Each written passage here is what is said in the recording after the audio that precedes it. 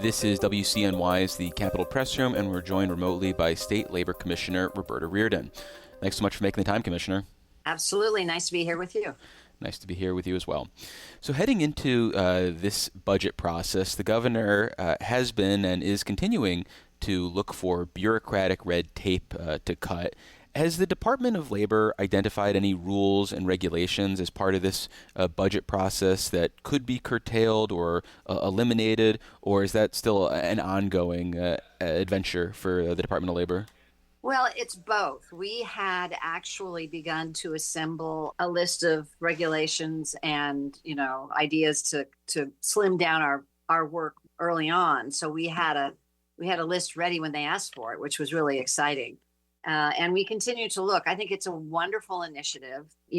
I tell people all the time, if you're doing business the same way now that you did 5 years ago, you might be doing it wrong because the world has changed so rapidly. And that's true of our legal system as well. But let me just caveat one thing. Today, we are still enforcing some of the labor laws that Frances Perkins herself initiated back during the Depression. So sometimes you don't need to improve the things that are really, really good, but sometimes you need to update them for how we in the modern world do our work.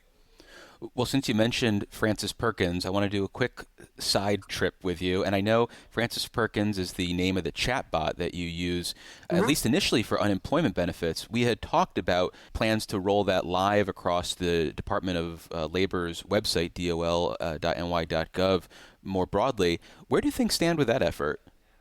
So Perkins, our chatbot, is rolling out across the entire website. There are probably places where it's not ready to go yet because the chatbot has to learn the information in order to give it back to the customer, but we are definitely doing it. And I always say, please go on the website. There is so much great information there. And, people don't necessarily want to talk to a human being when they have a question. They just want to get the answer. And the chatbot and the website are really, really wonderful for that. So Frances is hard at work. Well, as you mentioned, there have been regulations in the labor space for a while now, and some get added every year, it seems like, with the blessing of the governor. And I'm curious whether this year's budget includes any additional resources to expand your capacity, maybe with additional staffing, to respond to that growing mandate that your department has. So I don't think we have directly additional resources per se. There is language in the budget to expand the program for local DAs to pursue wage theft as a criminal action. We did it before in New York City and one other area, but I know Alvin Bragg did it, and it was a big success. And that just helps us. A couple of years ago, there was a law passed in the state that made wage theft a crime, a felony, not just a civil crime. And so this gives them the added resources they need to pursue it. And the idea is to perhaps expand it to more rural areas where their budgets are really much more constrained. And, to be really clear, wage theft happens everywhere, not just in the big city. Well, looking at the ELFA budget bill, and that's Education, Labor, and Family Assistance for those outside of the Planet Albany bubble, the governor's proposal doesn't seem to have a lot of labor-specific policy, at least nothing that jumps out to me with workforce impacts seeming to come from other sections of the budget, like the governor's child care proposal. Is that a fair assessment, or is there something in the Article 7 bill that I might be missing that you are pretty excited about? I think that's a pretty fair assessment. One thing we always say is a lot of laws and regulations get passed in other areas, and we do a lot of the enforcement, or it impacts us in other ways. Childcare is a great example. So expanding childcare has such a direct impact on workforce. It is staggering. Think about it.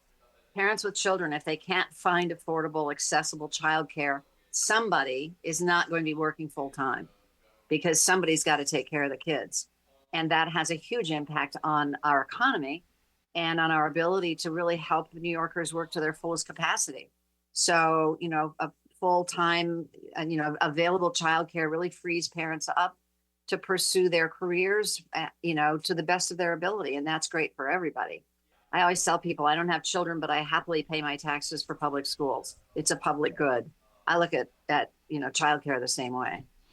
Well, the governor's child care proposal includes more than $1 billion for child care subsidies, and you mentioned that this is a employment issue. So, where does the Department of Labor's role come into either the implementation of those subsidies or child care rules and regulations that the governor is looking to tweak around the margins? Is there some role that you foresee the Department of Labor playing in the governor's broader plans? So, not directly. We don't enforce the regulations per se, but again, it has a real impact on the work that we do, particularly in workforce development. And I have been a very outspoken advocate of the governor's policies because I've been the co-chair of the child care task force since it started in, I think, late 2018.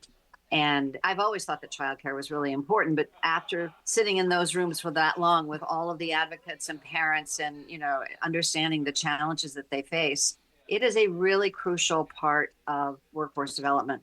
There are three barriers to workforce development: childcare, housing, and transportation. And childcare is probably one of the biggest impacts. We know that the impact of having people out of the workforce is significant in our economy. And, it's going to bring, we always have employers looking for good employees. Some of those employees aren't available to them full time because they have childcare duties. So it's a big impact on society. I mean, I think when I first started co-chairing the task force, I may have thought of it more as a parental problem, but I very quickly realized this is society's issue because employers need, full-time employees. We need people to earn up to their fullest capacity. And we need good, strong educational opportunities, preschool for kids. So it's a win all the way around. When kids have quality pre-K, they come to kindergarten, they are prepared. Their math scores are better, their reading is good. The socialization alone that happens for little children when they're in daycare is amazing. And, you think about it, after the pandemic, one of the deficits that people mentioned a lot was that little children really suffered because they didn't have the opportunity to play with other kids. They were shy, they were withdrawn, they might have anger issues that, get smoothed out when you're around little children on a regular basis, your peers. So it's really, really important for everybody. And I really applaud the governor for taking this on because it's not, I think a lot of people at the beginning didn't understand how impactful childcare really is for all of us. And she's been unrelenting in saying, no, this matters. It's not just a mother's issue. It's not just a father's issue. It's society's issue. Well, a word that is missing from that official name of that task force is availability. And what do you see in this budget as expanding the availability of childcare? Because that is one of the critiques from the sector, is that there's not enough to support, say, the workforce here so that people can actually use these subsidies to, get care. Right. So there are two different kinds of availability. We don't currently have enough seats, little tiny stools for the children around the state. We have limited placement for them. So supporting the industry also gives them the opportunity to build out. I think last year in the budget, there was construction money for childcare providers so that they could improve their facilities and enlarge them so they could bring more children in, so more children have the opportunity to be there. But she's also really focused on the childcare worker part of it, making sure that, there's workforce Pell Grants have been announced by the federal government, and childcare workers can apply for those. It helps them afford education. There are low-cost credentialing. SUNY and CUNY have both credential courses and full 4-year degrees in childcare. And, we know at the Department of Labor, when you professionalize employment, when you give people education and credentialing and training, it tends to raise their wages because people value that work more. So offering these opportunities to these workers on its face is better for the worker, better for the childcare provider, and finally, really better for the kids because they get better teachers. Well, finally, we're talking about a budget proposal for a fiscal year that stretches into the first quarter of the calendar year 2027, when we're scheduled to have another minimum wage update, but with this one now tied to the Consumer Price Index as well as consultation from the State Department of Labor. Have you begun thinking about that wage hike in the context of this budget, or is that a question for later in 2026? And because it's sort of around the margins fiscally, it doesn't necessarily need to be part of this budget negotiation and this budget fiscal picture? So we won't really be able to do run the numbers, as it were, for tagging it to inflation for another several months. We're too early in the year to even be able to figure out what it might be. It is, in 2027, it will be indexed to inflation. And then going forward, that's how the minimum wage will go up or not. And that really, we have to see almost the whole year before we can project what that might be. So, I don't think it's an impact on the budget this year. It's something for next year. And the reason it's not an impact for this year is because we're only talking about like a quarter of the fiscal year, and the number of employees or programs that are contracting that might be impacted by this is relatively small. I think so, yeah. Well, unfortunately, that's all the time we have for this conversation. Oh, wow. I know it flew by. Was there something you wanted to add for the web portion? Any bonus content with Roberta Reardon that I should set you up for? Bonus content. After hours with Roberta Reardon? Hours with Roberta Reardon. Here's what's funny. I don't have kids, but I'm a big advocate for childcare. I don't own a car, nor do I have a driver's license anymore. I let it go because I never drive. But the governor's focus on auto insurance surprised me and delights me. I have had so many conversations with people. I had no idea, because I don't own a car, that New York State is like one of the highest states in the nation for auto insurance rates, and that we average $1,500 more a year than most states. That's crazy. So, looking at affordability, there's nothing affordable about high auto insurance rates, and she's really come at it. It makes a lot of sense, and I really hope that the legislature supports it, because those are the kinds of pain points that people have at their kitchen tables that make a difference. And I really salute her for thinking about it. I'm serious when I go out and talk to people, and we talk about, childcare and, SUNY CUNY Reconnect and all this great stuff that we're doing. When I say auto insurance, they're like, wow, I would love to bring down my auto insurance rates. So home run.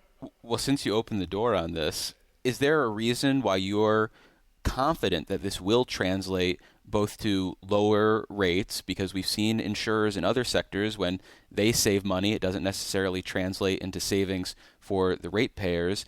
And then there's also the concern about people who might have legitimate claims that they are looking to file, and they maybe can't get as much help as they need, say, covering medical benefits. Well, I think the way that they're looking at it, the people who will not be able to make what they call the jackpot payout on an accident are the people who caused it.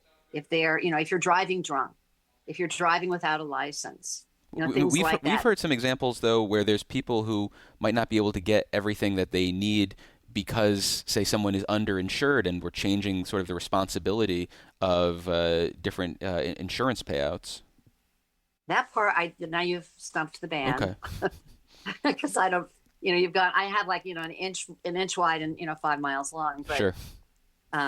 Yeah, I trust that they're taking all this into account. It's complicated. My dad sold insurance, so I used to hear it at the dinner table.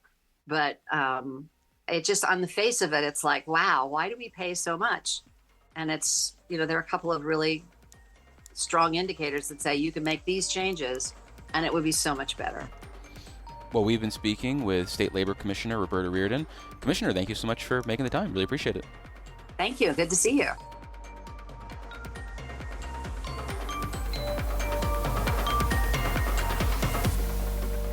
Support for the Capitol Press Room is provided by New York State United Teachers, a statewide union of nearly 700,000 professionals in education and healthcare.